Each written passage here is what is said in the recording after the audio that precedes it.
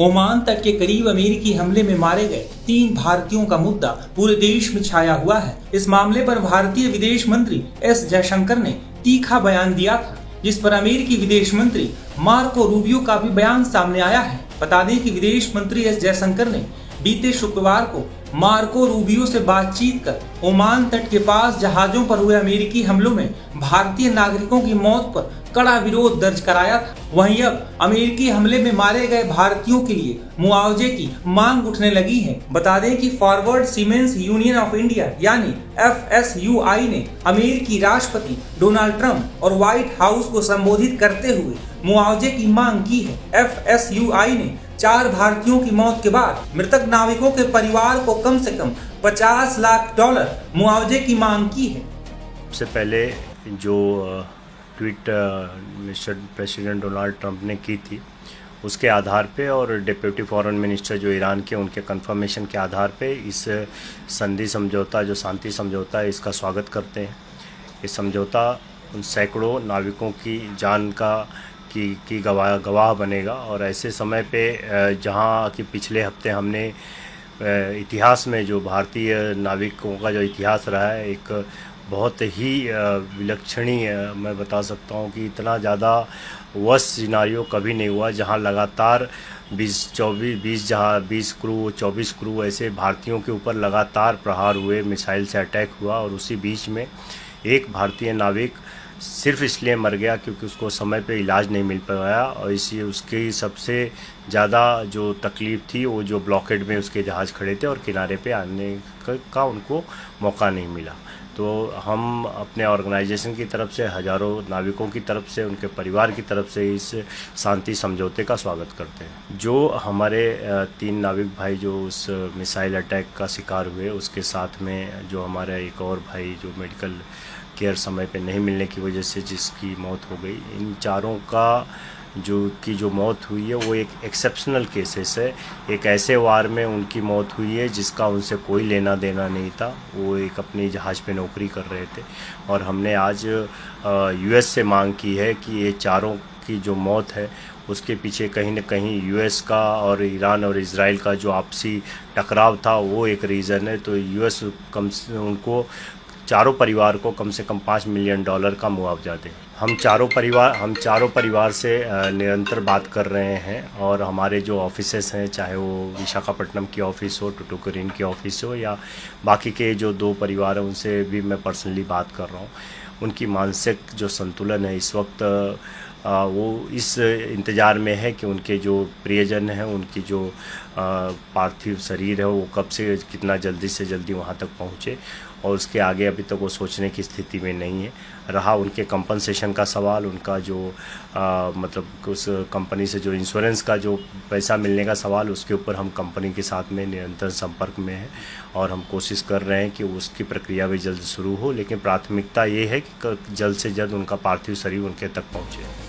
वहीं इस मामले पर retired major general GD Bakshi ने भी कई बातें कही हैं। GD बख्शी ने तो अमेरिका और राष्ट्रपति डोनाल्ड ट्रंप को जमकर खरी खोटी सुनाई।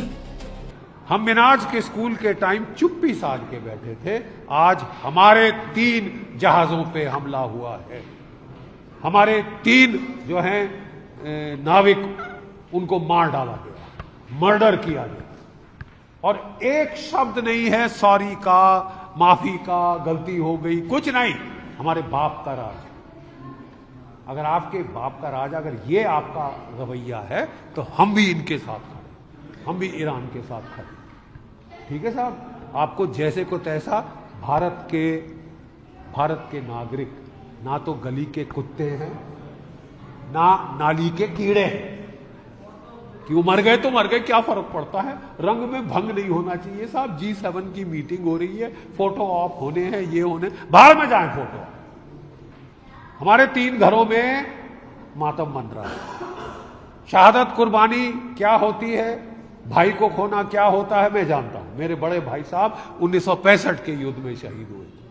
सब लोग आए अफसोस करने, सारे मिनिस्टर पहुंच गए, सब लोग पहुंच गए।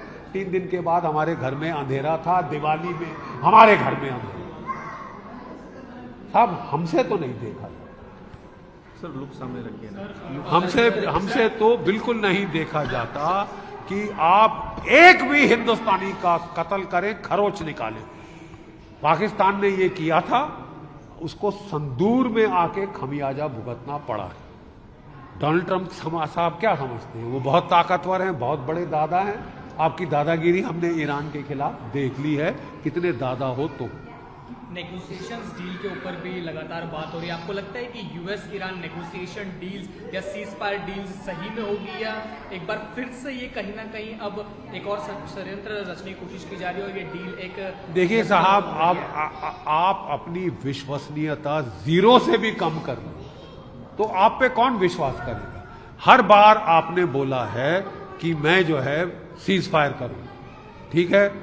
2015 में ओबामा साहब ने पूरी डील कर ली, आगे कागज 2018 में आए, कागज के कचड़े में डाल दी। आज वो डील नहीं मिल रही, वो डील के बराबर भी आप नहीं आ सकते। और इसके लिए इनकी नानी खिसकी जा रही है, ठंडे पसीने आ रहे हैं कि अमेरिका के लोग मेरे को क्या बोलेंगे। क्या झक मार के तूने 107 दिन लड़ाई करी?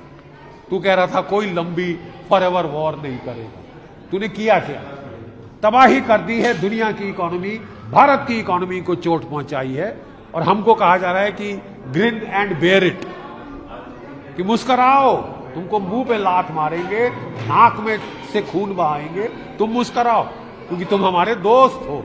अरे साहब, ऐसे दोस्त हैं तो दुश्मन भले, शत्रु बोध हो गया है हमें, आप कितने दुश्मन हैं कितने नहीं है। 3 भारतीय जानें आपने दी है, क्या एक भी चीन का जहाज को खरोच आई है? 90% ईरान का तेल कहां जा रहा है? चीन को जा रहा है। 90% ईरान का तेल चीन को जा रहा है। 80 जहाज 100 जहाज चीन के निकल गए, एक के ऊपर आपने हमला किया? नहीं किया। रूस के जहाज को हाथ लगाने की हिम्मत है तुम में, अमेरिका नहीं है। तो क्या सोच के आपने भारत पे चढ़ गए कि ये कमजोर है? अबे न्यूक्लियर बॉम्ब है हमारे पास, ईरान के पास नहीं थे, उसने तुम्हारी ऐसी तैसी कर दी है, तुम्हारी बत्ती बंद हो गई है साहब, नाक से धुआं निकल रहा है, ठीक है। और भारत के ऊपर उंगल मत देना साहब, उंगल टूट जाएगी, क्योंकि यहाँ की जनता में आक्रोश है। गाजा पे खबरों की रणभूमि में यहाँ शोर नहीं, सोच लड़ती है। जहां शब्द नहीं, फैक्ट्स वार करते हैं और हर सवाल खोलता है सच की नई परत।